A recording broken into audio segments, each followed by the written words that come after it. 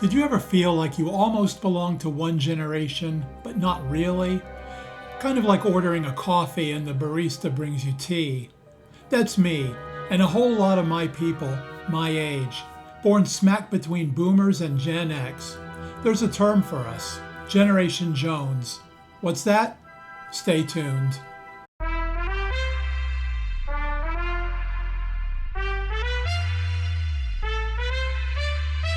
Generation Jones. What the heck is that? The term was coined in 1999 by American cultural commentator Jonathan Pontel. He says Generation Jones is the cohort born between 1954 and 1965. Not quite boomers, not quite Gen Xers.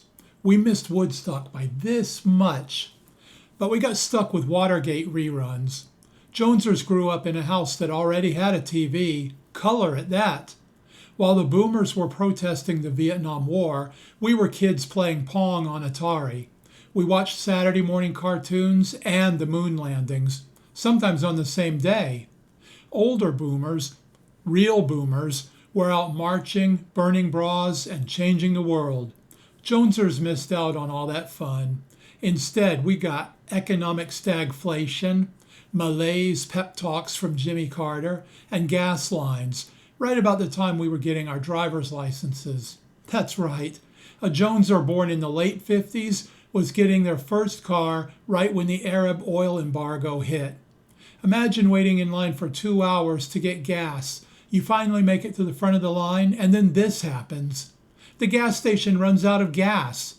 You just wasted 2 hours plus all that gas sitting in the line idling. These were the issues Jonesers were hit with in their formative years. There was no internet, no personal computers, no cell phones. Social media didn't exist.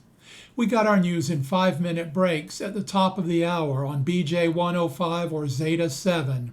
If you were a teen in the 70s in Central Florida, you know what I'm talking about. Listen to your favorite album music anytime on Zeta 7.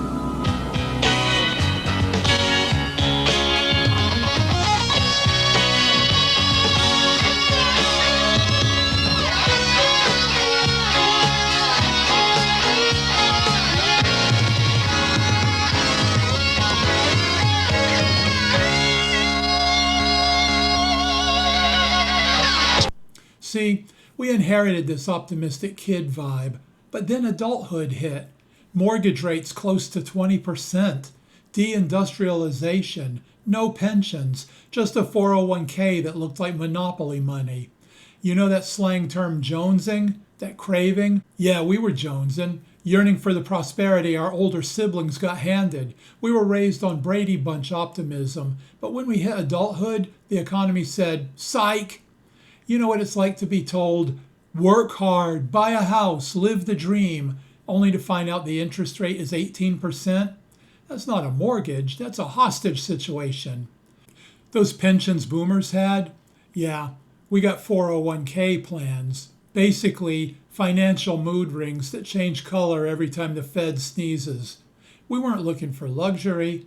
We were just jonesing for a decent paycheck, affordable housing, and a job that didn't vanish because it got outsourced to Pluto.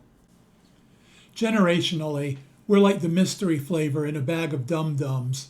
Nobody's quite sure what we are, but everyone agrees it's not quite right. The boomers look at us and go, "Oh, you're still young." Gen X looks at us like, "You still use email? Ugh." We're stuck in that no man's land between okay boomer and who dis. And around 27% of us don't even identify with our generation, like we're beta testers of the modern world. We were the first to own a microwave and the last to fix the TV by smacking it on the side.